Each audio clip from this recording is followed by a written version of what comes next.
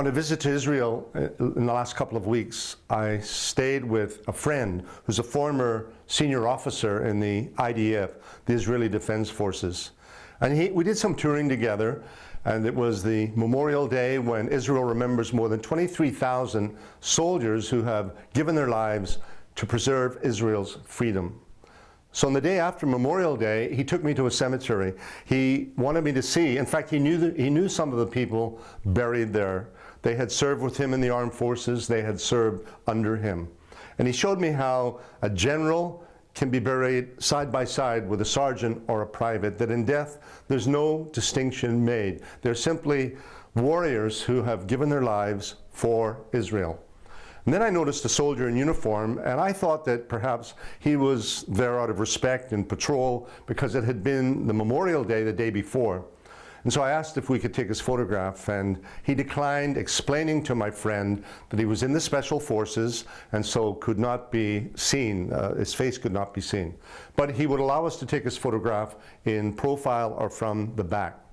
So then we asked him, well, why are you here?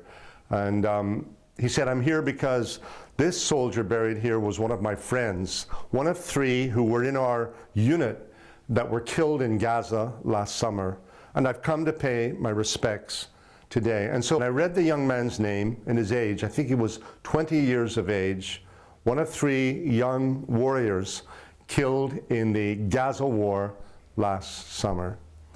And so soldiers of Israel continue to pay the ultimate sacrifice to preserve the freedom of this tiny nation in an otherwise very dangerous environment.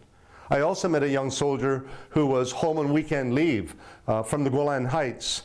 And he's actually on the border with Syria, and beyond that border, great hostilities going on, and now threatening Israel's northern border.